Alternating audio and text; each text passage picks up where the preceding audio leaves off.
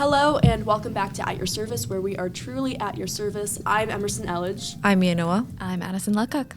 And I'm your guest today, Matt Bockenfeld, a teacher here at Fishers High School. Yeah, so we called in Mr. Bockenfeld to talk about looking past biases. Do you remember that episode from a while ago? Yeah. Yeah.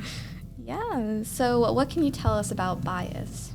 So I think, we should kind of take a step back and just explain what it is and what it isn't. The first thing that I think people need to recognize, like a lot of times you'll hear people talk about like the news and they're like, well, I'm just looking for an unbiased source of news. And it's like, well, you don't understand what bias is if you think that an unbiased source exists. Bias is inherent to humanity.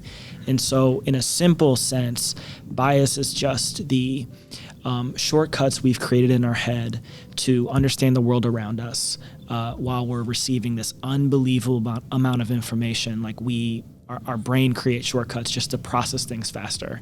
And so that shows up, locally in the way we think, the assumptions we make quickly, just to sort of like make everyday decisions.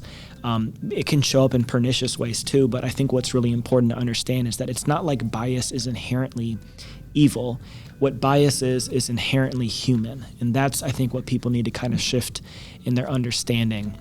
There literally is no such thing as like an unbiased source. That's not reality. Yeah, and so do different types of bias exist? Is it just one singular type of bias? Like we all have bias towards each other because it's the nature of humanity. But are there different types? Like can you be biased towards a news station, or can you be biased towards a favorite book or something like that? Oh yeah, absolutely. So, you could break down bias in a million different directions. So we all have people that we are more likely to give the benefit of the doubt to.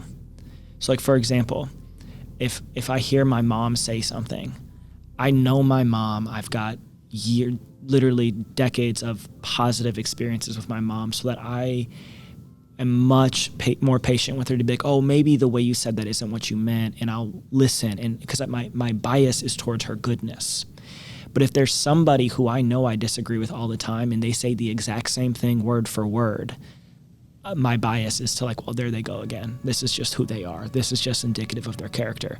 And so you could break that down in a million different directions. Bias shows up in everything we do, the way we drive, everything. It's always around us because it's a human psychological thing. So knowing that, what are some biases that we as high school students have that you've seen throughout like your experience as a teacher? It's a great question. So I wish I had thought about this ahead of time. That's a great question. So, first off, you guys have an interesting bias about anybody older than you. A lot of people who are like 15, 16, 17, a lot of times they have a bias towards the badness of older generations. So for example, I'm one of the younger millennials. People used to talk about us. They would complain about us all the time. And all these things that people say about Gen Z, they used to say about millennials. But we, millennials, used to think of ourselves as just like, man, like all these problems exist because the boomers are around and like we're coming to like bring the change, blah, blah, blah. So we had a bias towards our own goodness and every other generation's badness. And I see that multiplying out with Gen Z, where Gen Z is now treating millennials the way we treated everybody who came before us. So there's just a bias towards our own goodness that I see amongst students. And what is most important is what we need is some reflection so that people understand that you can fall into the exact same holes that every generation before you did, and you actually might just end up replicating the things that you thought you wanted to change in America if you're not reflective about it, because you're not like, this sounds horrible, but you're not like special in terms of like, you're not like ordained to just like imbue America with goodness. You are just like everybody else, And yeah, it's good to be reminded of our own humanity in a way. So also I have a question. So we asked about like students, like bias in students. Do you see bias in teachers or faculty? Yeah, of course bias exists. Let me speak more broadly. So instead of speaking about Fishers High School, let me speak about America. There's really dangerous biases that show up in education that we actually have to spend a lot of time working on.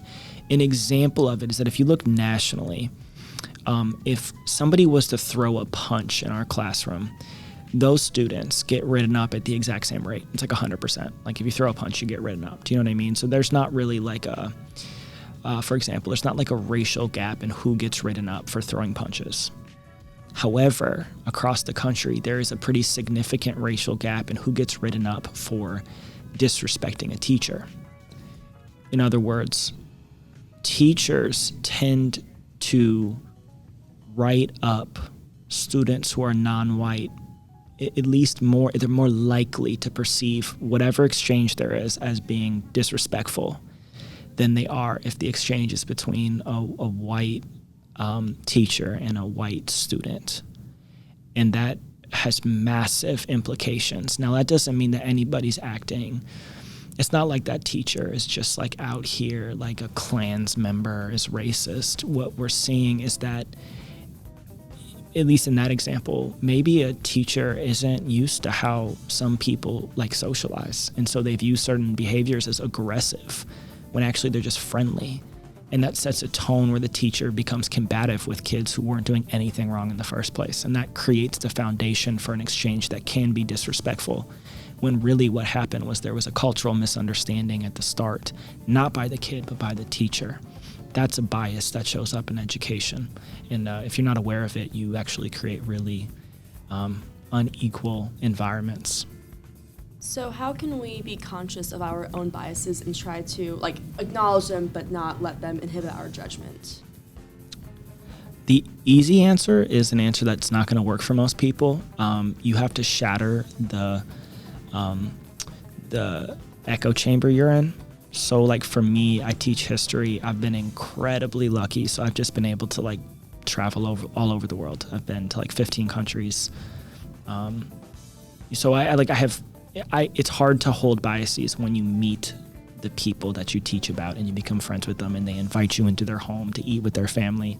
Like it shatters those preconceived notions. That's not really an option for most people. So what I would just say is that you have to do anything you can to break apart your echo chamber, particularly on social media. I see a lot of students who, if they disagree with somebody, they unfollow them. And I'm like, oh my God, like that's the worst thing you could do. Because all you do is surround yourself with a bunch of like-minded people that reinforce that you're right and everyone else must be stupid. And so your opinions kind of coarsen over time because you don't think there's any valid reasons for people to disagree with you. And that's a horrible place to be. And that creates a really strong bias against people who are not like you. And that's horrible for democracy. Yeah, so I'm aware that you're a sponsor of a club. So could you tell us a bit about how you're combating bias in your club? You know, my role in the club is really just to make sure that they got a space to meet. I sponsor the Muslim Student Association. I have for about 5 years now. There was no Muslim Student Association before this group was formed. And really what we have is a lot of Muslim students who in the building who don't always feel represented. They don't feel represented in the curriculum. So when we tell our stories about history, they don't always see themselves depicted in it. When they do see themselves depicted, sometimes it's in a negative light. And so if they're not seeing themselves in our classrooms, in our curriculum, if they don't feel understood by fellow, teachers and students, they really need a place where they can just like be themselves. And so that's what we've tried to do with Muslim Student Association, is just give them a space to be them. Now they have become leaders at fighting bias. They, coming up, they're going to have just like a Q&A session where they open up to questions to the community. Like, what do you want to ask us? Like, we'll tell you anything about our faith, our traditions, our everything, And so they are kind of fighting bias that way by trying to open themselves up to the community. Mm-hmm. And this is something I just thought off the top of my head, but how do you think Fishers is doing in terms of like integrating our communities and our cultures together and interacting with other cultures and just basically overcoming that perception bias and that, like that echo chamber, like you mentioned? I think that this answer is true of most questions you'd ask about Fishers. I think that there's a lot of things we're doing just incredibly, and there's a lot of progress we need to make.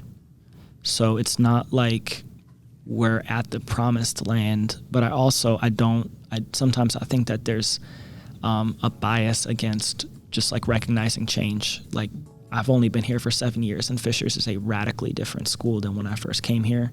There's things that were acceptable 7 years ago that you could get suspended for now. So we've made enormous change when it comes to even just the language people can use, the types of jokes that people can make. And the real shift came when it wasn't the school enforcing these things, it was students. So when there's certain, when I first came here, I saw people openly mock other cultures in a way I had not seen before. And it was shocking. And, where I grew up, you could have got beaten up for saying some of that stuff. And I was just seeing it in the hallways here. And now in 2022, it's like students police that whole issue now. You wouldn't have friends if you were just running around the halls of Fishers High School openly mocking cultures, you know what I mean? And so that suggests there's been a huge cultural shift in Fishers that has been cool to watch happen. Oh my God. I can guess what he's going to say. Echo chambers. Oh, yeah. So echo chambers, but I can also say you have a bias for I don't mean you as in you three. Yeah. I mean us. We have a bias for the shortest, simplest version of events. And so if you can fit a complicated news story into a TikTok, all of a sudden it can go viral. But if you want to explain the nuance of something, no one's going to read it. Do you know what I mean? You know the number of times people retweet a headline they did not even click on? They don't even know what the article says, but they read the one-line headline and they're like, bam, retweet. The world needs to see it. And you don't even know what it says.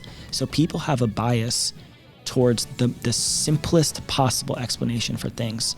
And it turns everything black and white, and it makes everybody, it polarizes us because our echo chambers make us feel so justified and make us think that everyone else must be so stupid for not agreeing with us.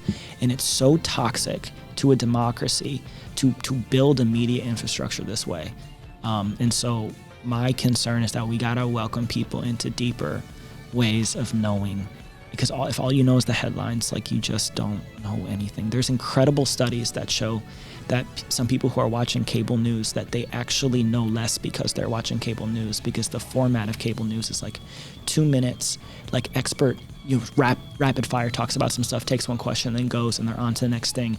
And because every issue is constantly simplified over and over and over again, it convinces people that these issues are simple. And that is a dangerous bias to have. And that's regardless of the ideology of the station. This is true of Fox News and MSNBC, right? One on the right, one on the left. It's the format itself of cable news is tricking people into thinking that there are easy answers to the biggest conflicts that humans face today. And that bias is dangerous. Yeah, and on that note, let's see if we can do our outro in one take. Well, that, and also let's see if we as students and we as individuals can go out into the world, identify our bias, and take moves to combat it. Now let's see if we can take our intro in one take. Thank you for listening. I'm Emerson Elledge. I'm Mia Noel. I'm Addison Lecoq. And I'm Matt Bockenfeld. And we've been at your service.